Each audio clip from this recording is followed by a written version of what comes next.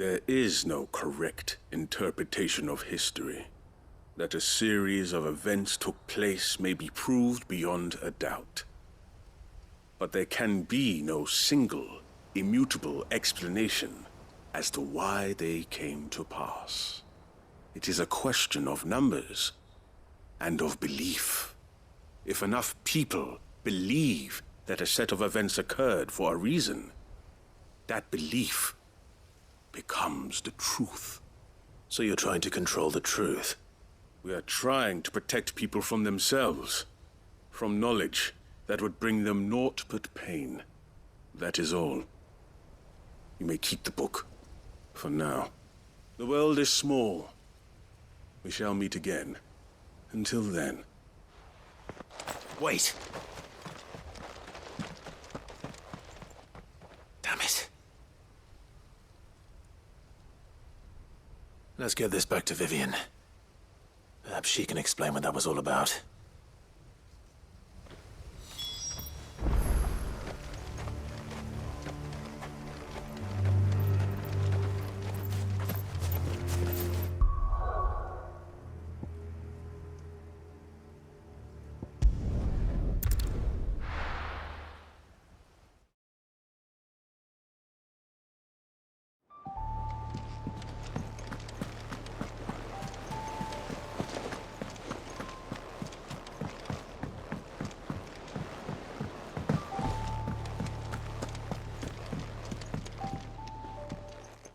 Vivian.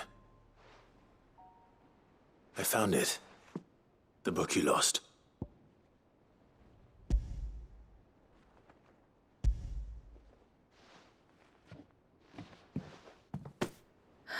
You found it. Thank you, Clive. Even though I asked this of you, I was not entirely sure it would be possible. I feared the executors had seized every copy. I met with one of these executors, and I convinced him to let me keep it. He told me something. That the truth is just a matter of collective belief. And that if enough people believe a lie, that lie becomes the truth. It does. But it also means that the truth is not immutable. That it can be changed. Provided that those who wish to change it can convince enough people that their perspective is the correct one. As the sad history of the bearers proves. You said that the book inspired you to become a scholar. It did. Or its author, rather. She was a heretic, you see. A firebrand and a dissenter. A gallows stood ready for her in every corner of the realm. And by shunning society, or perhaps being shunned by it, she stumbled upon a truth so potent that an entire realm trembled at the prospect of its utterance. I, too, have always felt somehow set apart from the world of men. A stranger to my own species. She taught me that my solitude was not a curse, but a gift. And that, though my journey to the truth might be a lonely one, what I found at my destination would be more than worth the cost. Do you still feel that way? That you're not one of us? Honestly, I'm not entirely sure anymore. Since coming to the hideaway, I find my thinking somewhat clouded. Perhaps the result of studying mankind from a rather closer perspective than I had intended.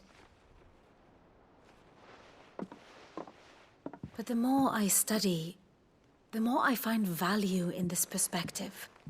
In looking not from the outside, but from within.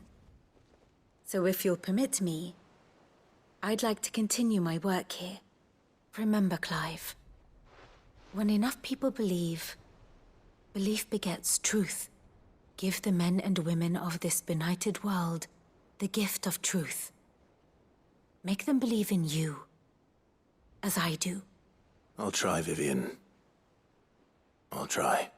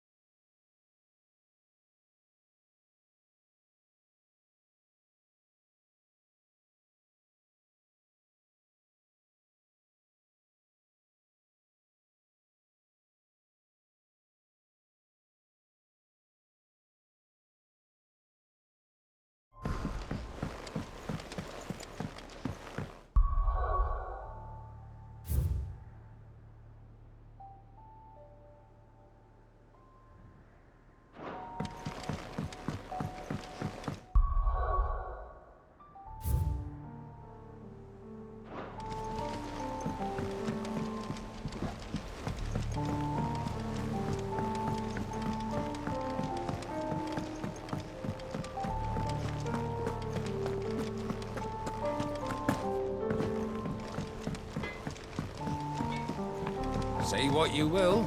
Lady Karen has seen us.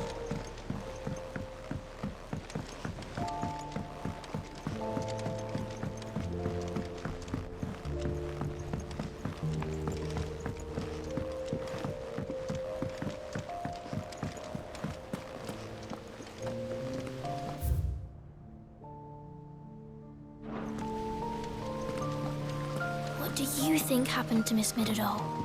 I heard she was kicked out of the university.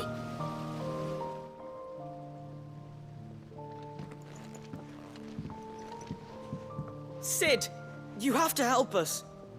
With what?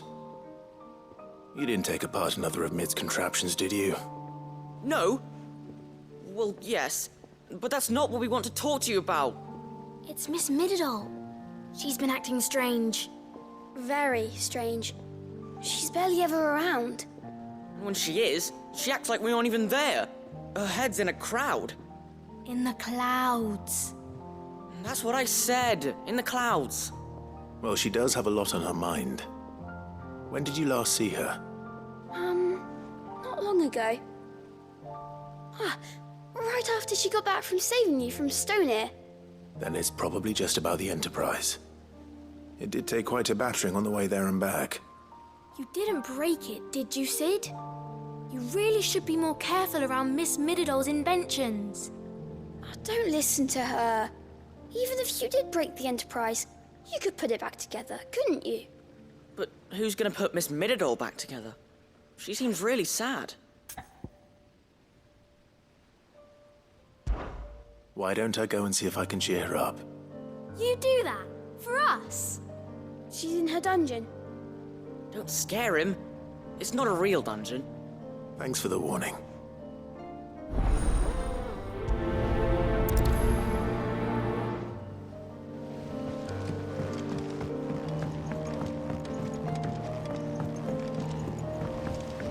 Miss Shirley says we're not allowed in the dungeon. But Miss Middledore doesn't mind.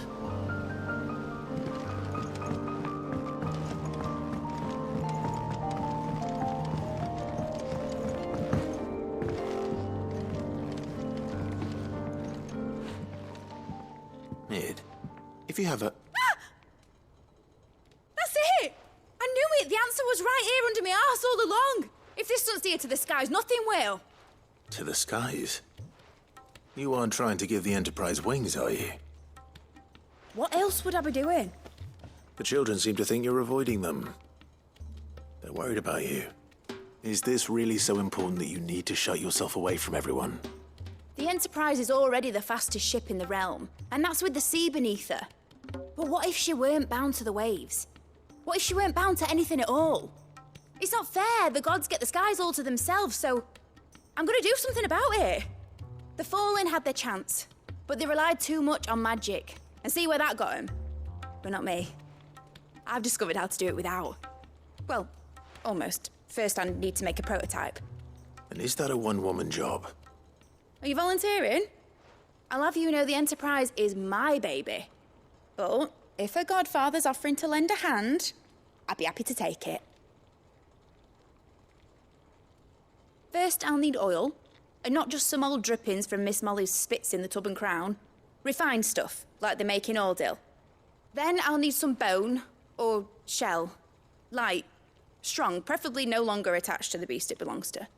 If it's beast bones you're after, I'm sure the curse breakers will know where you might find some.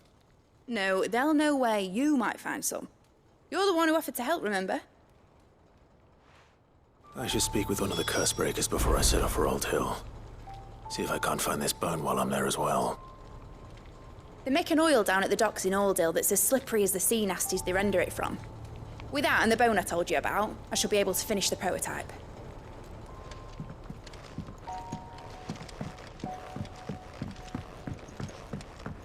Has Middledore mentioned a new project yet? Not exactly. She seems preoccupied, but then again, when isn't she?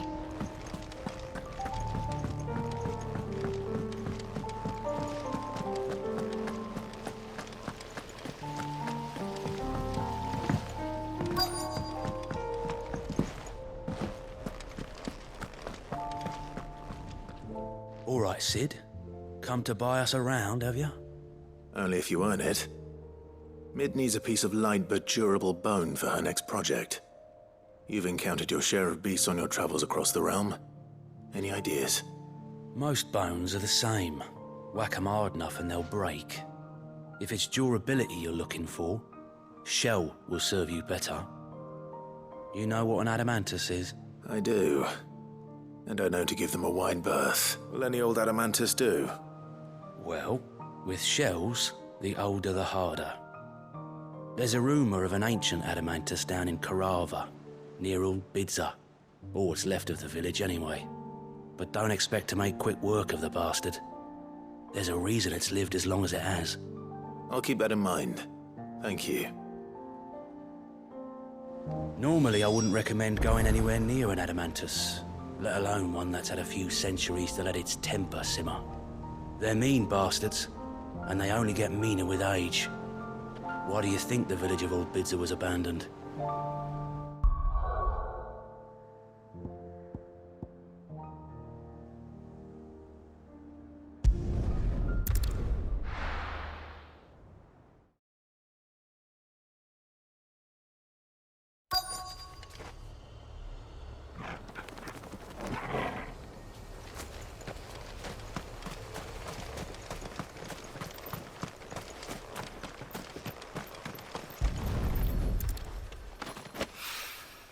Mid's oil. After what happened here, it's a miracle there was any left at all.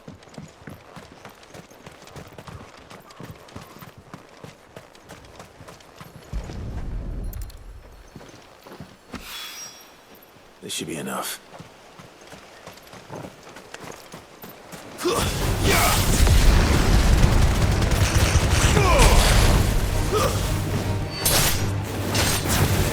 This one!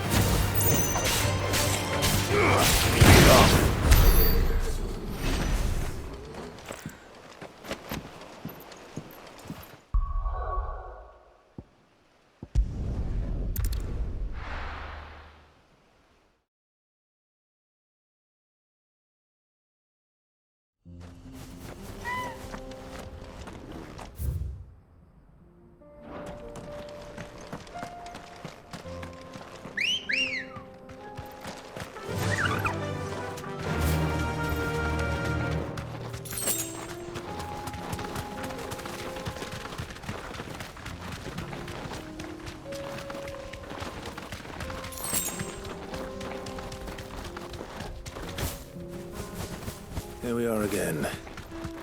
Karava. If you were a tortoise, Torgal, where would you hide?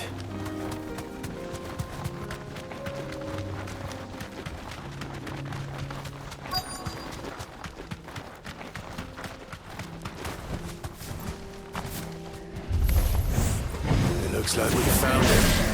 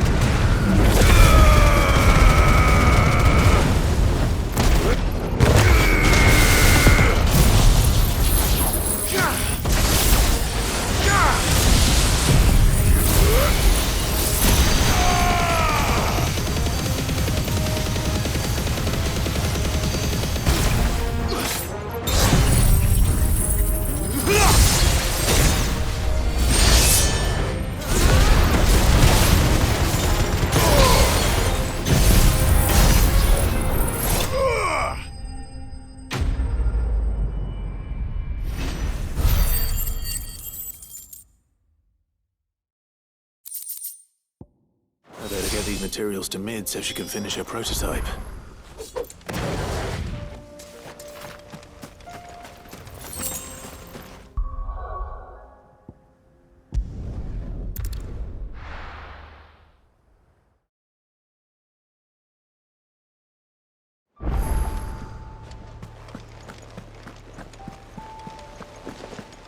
There's something about it.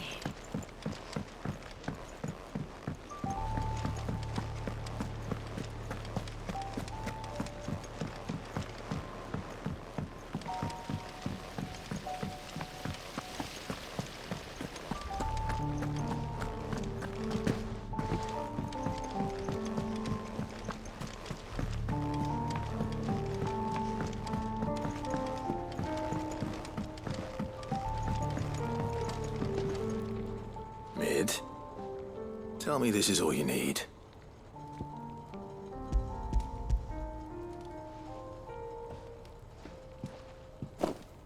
Aw, you make it sound like I asked you to save the world or something. Tell me this is all you need. It's most of what I need. After you left, I went over the figures again, and I realised I'd forgotten a 1 and a 0. And a cogwheel. Just a tiny one. Though, that's the problem. Gears that small are a bastard to make, and I may have lost the one Blackthorn spent a fortnight toiling over. Wait. The children. When they took apart your scales, there was a tiny brass gear. Now that I think about it, they didn't use it when we put the scales back together. The young'uns? But why would they... You know what? I don't want to know. I'll keep working on the model. You go and find that cog. Don't look at me like that, Clive. I already apologised to Blackthorn. Miserable old bugger. Besides, you can't expect me to keep track of every nut and nail floating about this place. It's a mess.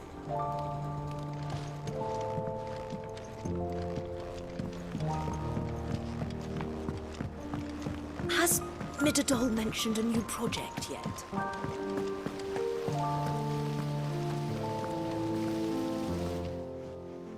Sid! Is Mid still hiding from us? She wasn't hiding. She's fine. She's just busy working on her next project. A new invention? What is it? What is it? Is it an airship? I bet it's an airship! Do you think she'll let us help? That just so happens to be why I'm here. She needs something special, something only you three can provide. A brass gear. A tiny one. One that might fit on, say, a set of scales. Oh, the one you forgot! We remember! We saved it, just in case. It's in the bag of bits. Since your lesson, we've been disassembling, then reassembling everything we can find. All the pieces that are left over, we keep under our beds, just in case. That's good to know. Look! I found it!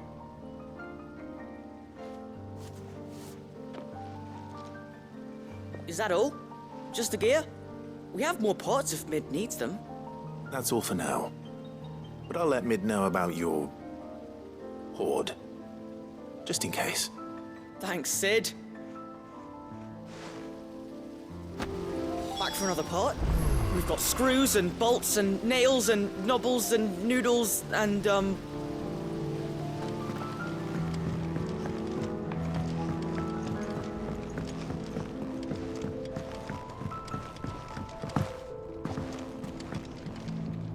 Well, did they have it?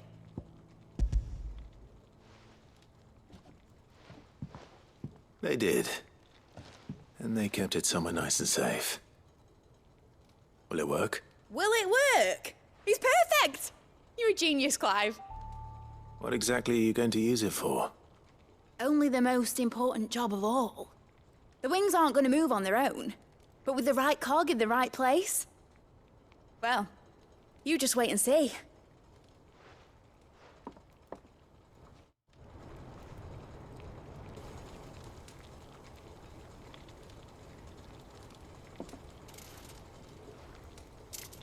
That should do her.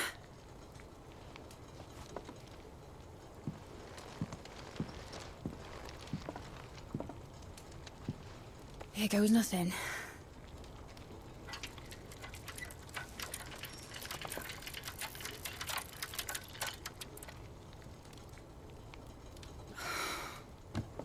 Titan's tits.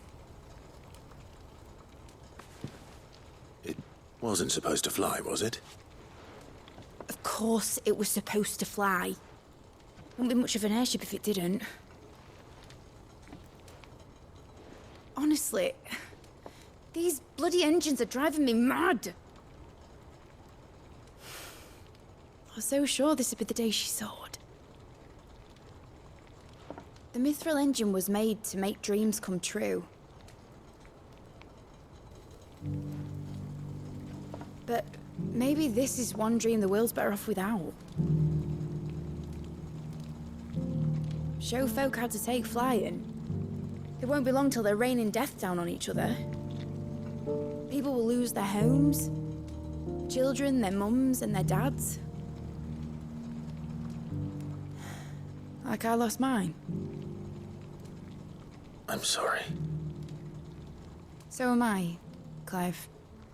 So am I. Sorry that I have to choose.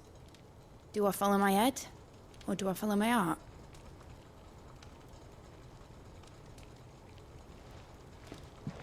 Good question.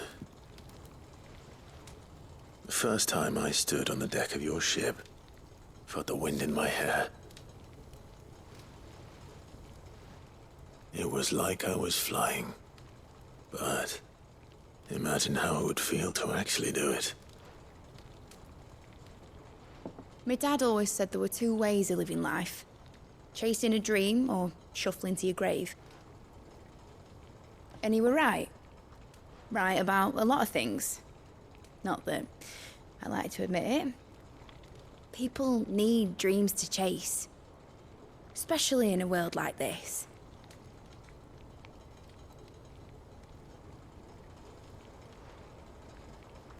Right. When this is over, I'm gonna take all my Mithril engines to Zemeckis and sling them over the edge. I won't have my dream end up turning into someone else's nightmare. But all that hard work... All that hard work will not be used for war, Jamie. But it ain't like it'll be gone. Tell me, Clive, have you ever been on a treasure hunt? Not since Joshua and I were boys. Why do you ask? Because I'm gonna bury the engine schematics and leave behind a little riddle telling people where to find them. A really hard one, so that only the most dedicated dreamers will ever be able to work it out.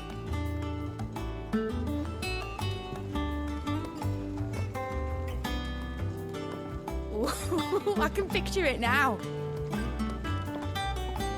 Some daft general squinting at the words with a gormless expression on his mug.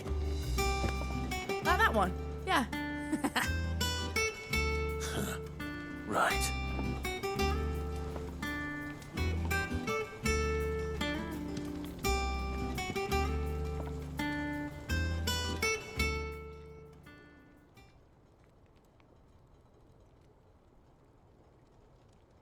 Of course, if I'm putting this engine at the end of a treasure hunt, I'll still need to make it a treasure worth hunting for. Won't be much of a prize if it couldn't even make a toy boat fly after all. My dad always said, dream big. But it ain't the size of a dream that's important, is it, Clive? Only that it's a good one. And I reckon I've got a fair few good uns left in me. I'm sure you do.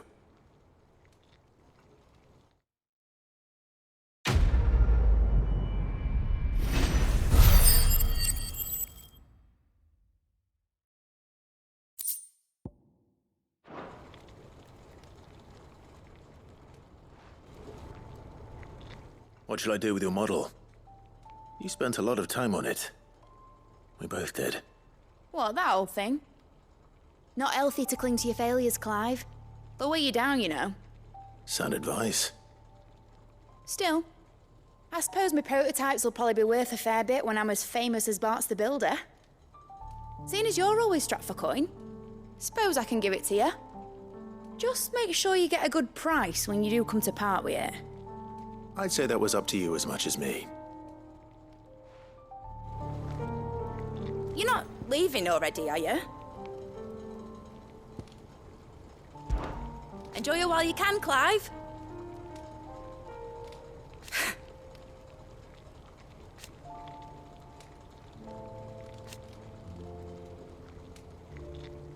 Imagine that, eh?